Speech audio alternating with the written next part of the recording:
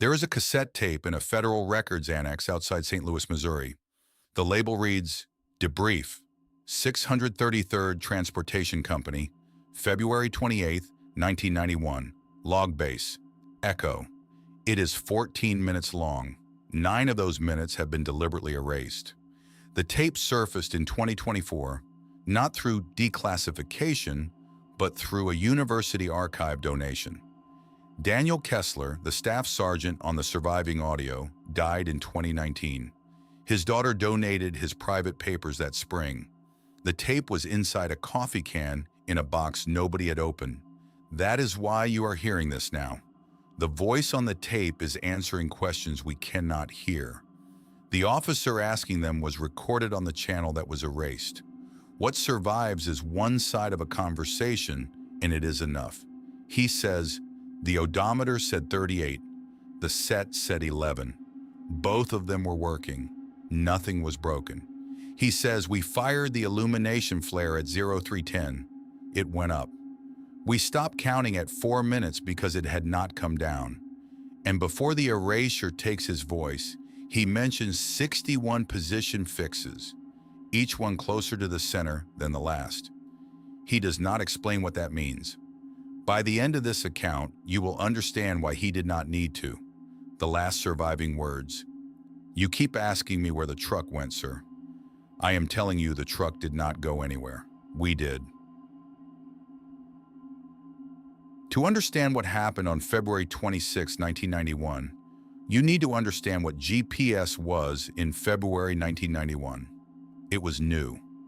The satellite constellation was not finished.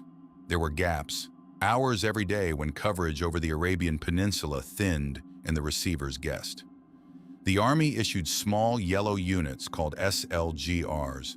Soldiers called them sluggers, 1 per convoy, sometimes 1 per company. Doctrine said, the receiver is an aid, the odometer is a fact, the compass is a fact. When they disagree, believe the facts. Daniel Kessler taught that doctrine. He ran land navigation courses at Fort Campbell. Dead reckoning, pace counts, resection by compass. If Kessler could not tell you where you were, the position did not exist. On the night of February 26th, his convoy had 12 vehicles hauling fuel north into Kuwait. The ground war was 100 hours old and moving faster than anyone had planned. And armored divisions drink fuel the way fire drinks air. Under the smoke from 600 burning oil wells, through a shamal that had been scouring the theater for a full day, the route north was a graded desert track marked with chemical lights, and the ground on either side was seeded with unexploded bomblets, small, dull-colored, and patient. 4 people in that convoy matter here. First Lieutenant Marcus Cole, the convoy commander, a man who believed the world was a system of procedures, who logged everything, and whose handwriting would later tell its own story. Chief Warrant Officer Ray Tibbetts, maintenance, 22 years fixing anything with a circuit, who measured things the way other men prayed. Corporal Dana Whitfield, radio operator, whose commo log was time-stamped to the minute because she was the kind of person who could not stand an unrecorded event. And Specialist Tomas Ruiz, 20 years old, from Las Cruces, New Mexico, driver of the last truck in the line, who laughed at everything, which in a war is a rank of its own. At 21:30, they rolled north with the storm on their left shoulder. Within the first hour, underneath the diesel and the burnt crude stink, Kessler smelled something that did not belong. Rain on stone. That specific smell, wet rock, the first minute of a storm on granite. Nothing in that desert was wet. He filed it away and the convoy drove on. The first wrong number arrived at 2,214. Kessler's dead reckoning put them 800 meters ahead of where the sluggers said they were. A coverage gap, he thought. He logged both positions and trusted the odometer, exactly as doctrine told him to. Layer 1. A GPS unit may disagree with a fact by 800 meters. That is an error. At 2,258, Cole called a halt. The lead vehicle's odometer showed 38 kilometers driven since start. The second vehicle's odometer, a different truck, a different instrument, agreed to within 100 meters. Two independent facts shaking hands. The slugger showed a net displacement of 11 kilometers. 38 kilometers of driving had moved them 11 kilometers across the Earth. Layer 2. Kessler checked the route for switchbacks. Standard convoy protocol when instruments disagree. The route was nearly straight. He walked the math 3 times by red flashlight, his pace count anchoring the only fact he trusted. The math did not move. He took it to Tibbets, who unsealed the spare slugger and set both units side by side on his hood. Both passed self-test. Both reported healthy signal. They disagreed with each other by 6 kilometers. Layer 3. Tibbets looked at the 2 sluggers on the hood of the Humvee and said the first of the 2 sentences he is remembered for. These 2 receivers believe they are in 2 different places. At least one of them is wrong, and out here there is no third opinion. Kessler built a third opinion. He paced the convoy on foot, 12 trucks at 50-meter intervals, 600 meters by design and by daylight, a distance he had measured his whole career. He ran out of column at 940 meters, layer 4. The convoy was 600 meters long when they drove it and 940 when he walked it. Same trucks, same night.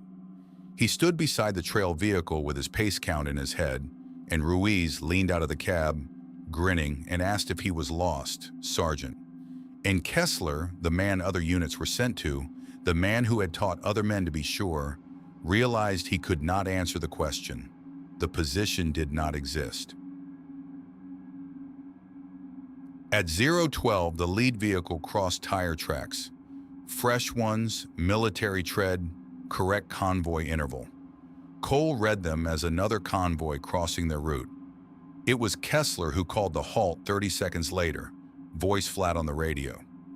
The third vehicle in their own column had a distinctive gouge in its front right tire, a chunk torn out on wire a week earlier. Kessler had been reading that tire's print for 7 days. The gouge was in the tracks they were crossing. Layer 5.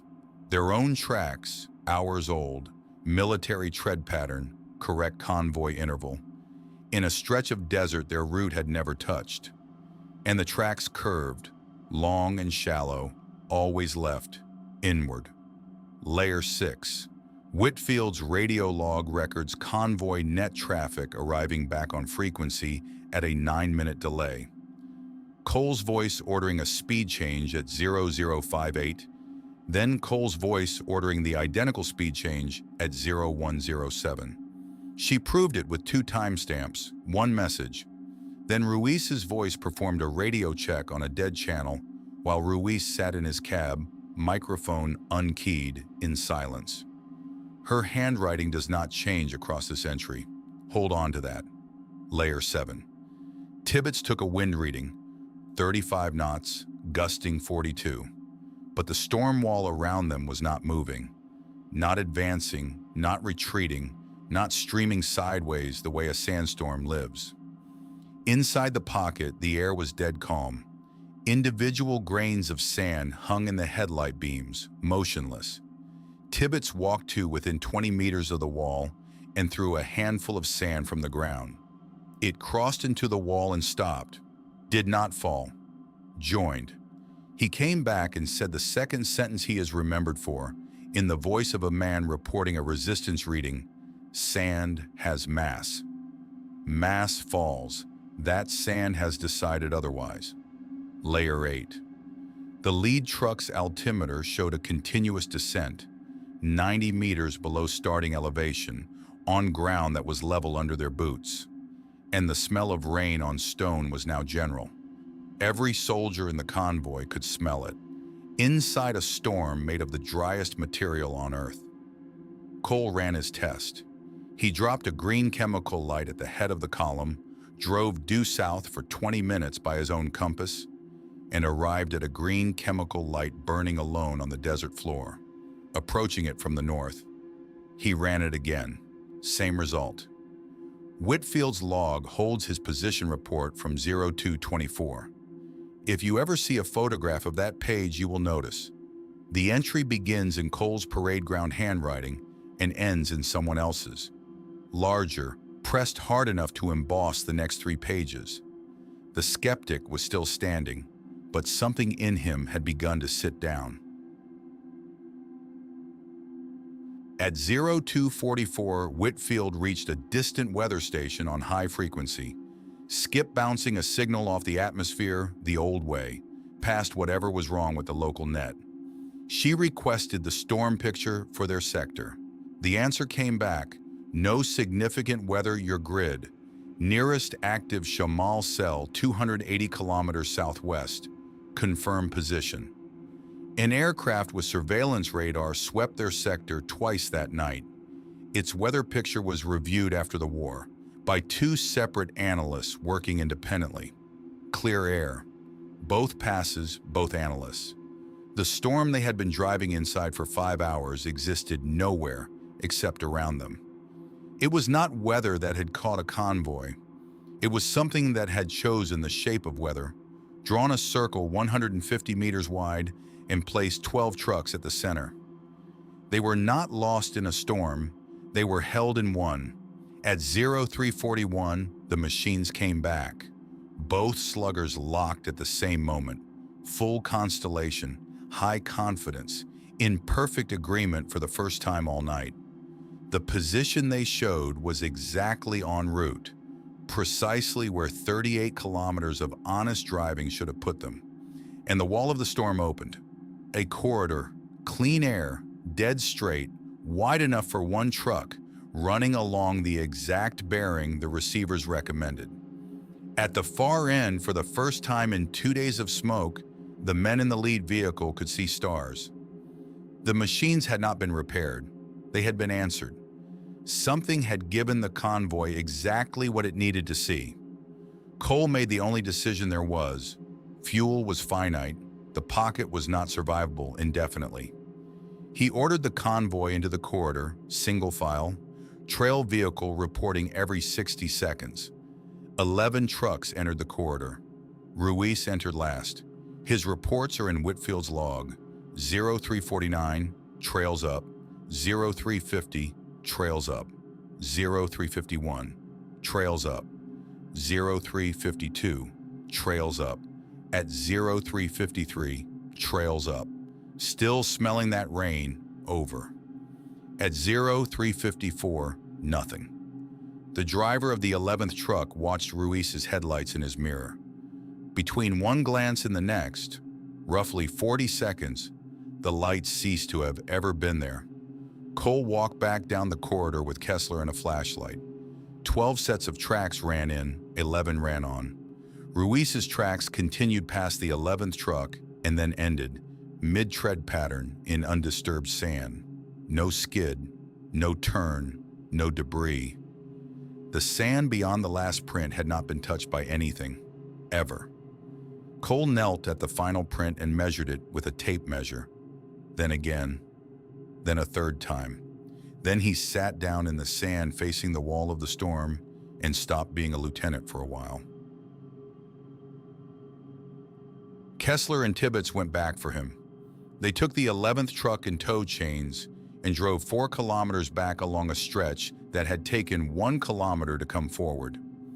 At the end of it, they found Ruiz's cargo, 61 fuel cans standing upright, spaced 9 meters apart, in a long, shallow arc curving left. No truck, no footprints around the cans. They could not make themselves take one. They left the cans standing and drove forward, and the corridor closed behind them. At 0447, the storm ended. Not faded, ended. The sand dropped out of the air in 4 seconds, like a curtain cut down. The convoy found itself 300 meters from the marked route it had left 7 hours earlier. Their entry tracks were nowhere on that ground. The official record is 1 paragraph. A vehicle of the 633rd Transportation Company was destroyed by an unexploded submunition. Specialist Tomas A. Ruiz was killed in the explosion. Remains were not recoverable. A routine shamal delayed the convoy by 6 hours.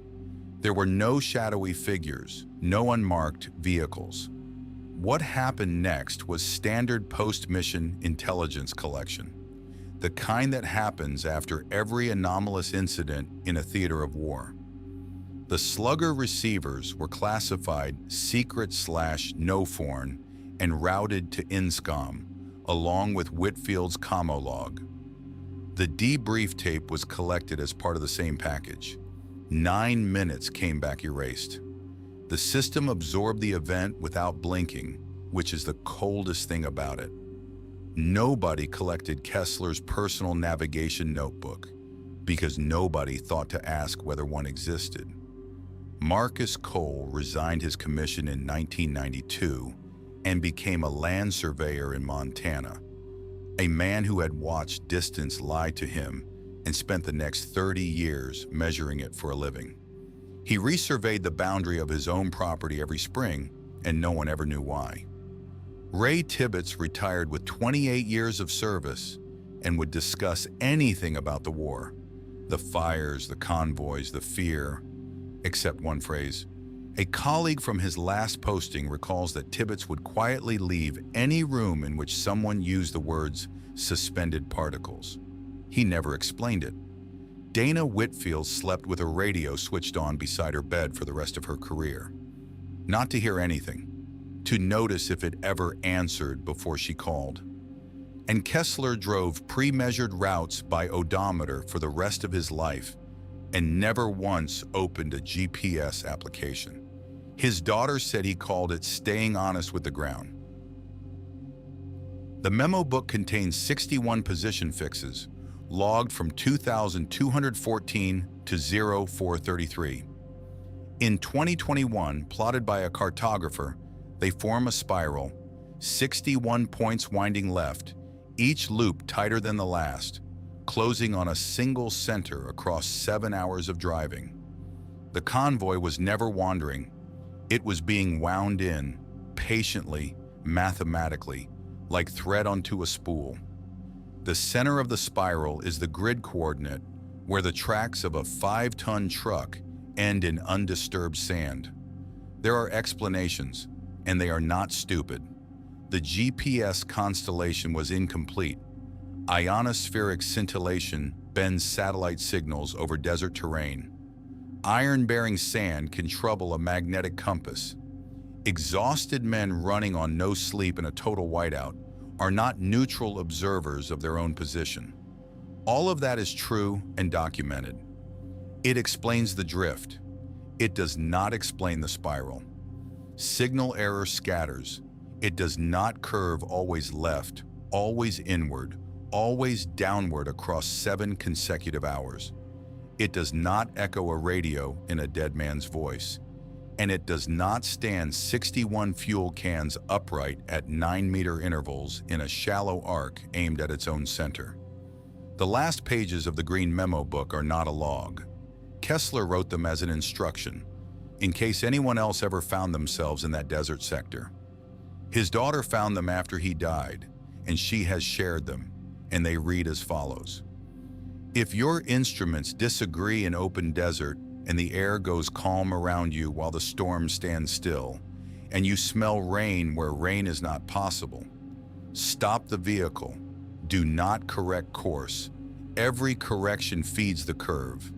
Stop and wait and be loud and be large and be uninteresting to whatever sorts the sand out there. Wait for the curtain to drop. And if you are in a convoy, count your vehicles before the corridor opens. Count them again when it closes. Do not assume the number is the same. The stretch of desert in question lies inside a working oil concession today. Crews who service that sector have reported for 30 years, a spot where GPS units briefly disagree with odometers. The Bedouin routes in that area bend around one particular reach of ground and have for longer than anyone can date. The detour adds 30 kilometers. It is not discussed. The tape in St. Louis ends with Kessler mid-sentence. The last surviving words, 61 fixes, sir. Each one closer to the center than the last. Then the erasure begins. 9 minutes of smooth, magnetic nothing, which is, if you think about it, its own kind of undisturbed sand. Where history ends and our story begins, we will let you decide where the line falls.